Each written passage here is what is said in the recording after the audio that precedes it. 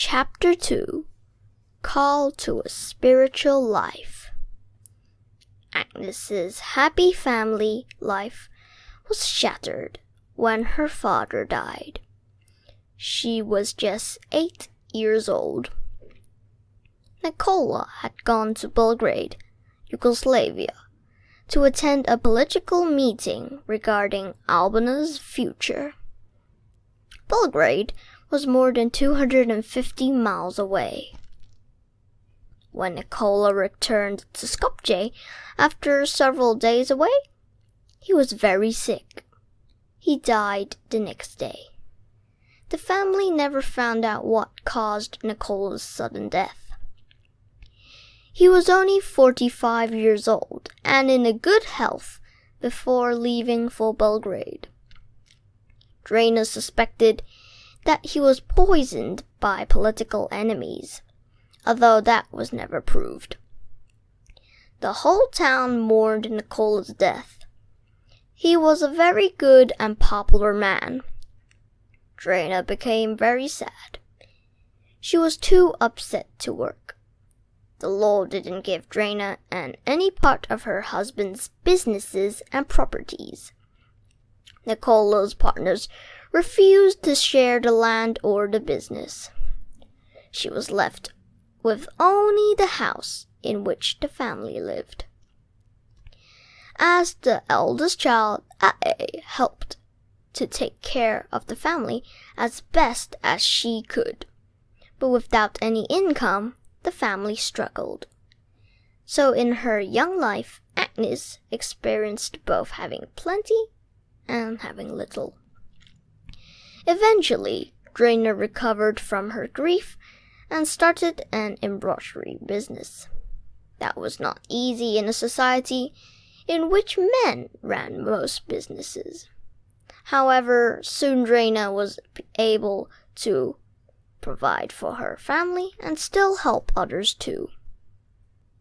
Agnes sometimes came home from school to find hungry strangers sharing their meals once again.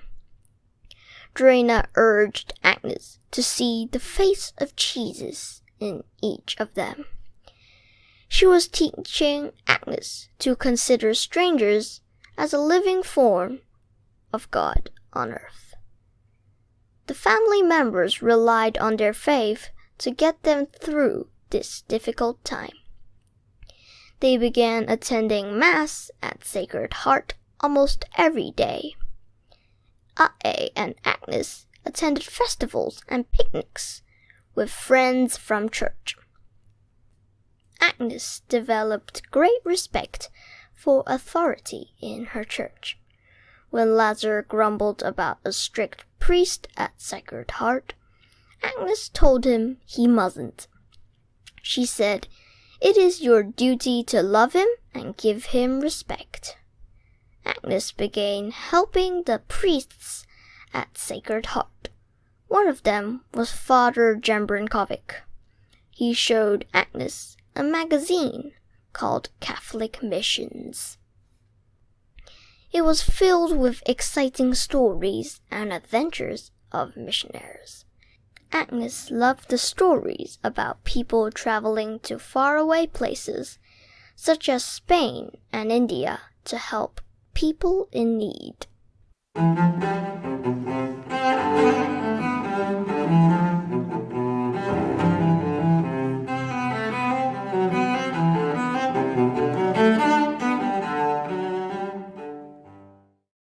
What is a missionary? A missionary is someone from a church or religious group who is sent to another part of the world to share his or her beliefs and do charitable work.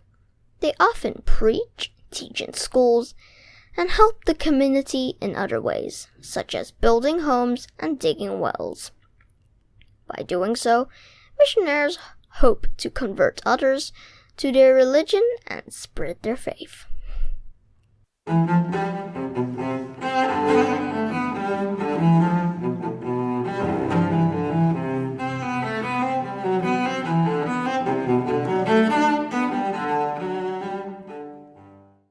Every year, Agnes and her family went to the shrine of the Lady Letnice with other people from their church.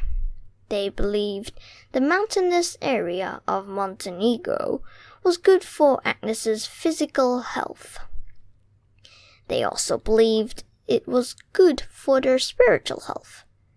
Agnes felt that when she was there, God was calling her to a spiritual life. She was certain He was asking her to serve others. When she was 12 years old, she told her mother about it. Drena thought Agnes was too young to make such a life-changing decision. Agnes was always very persistent, though.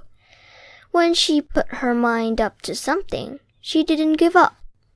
By the time she was 14, Agnes was teaching Sunday school to children at church. Agnes also joined a group called the Soldiery of the Blessed Virgin Mary, a Catholic society for young people to honor the Mother of Jesus, to pray and to serve the poor.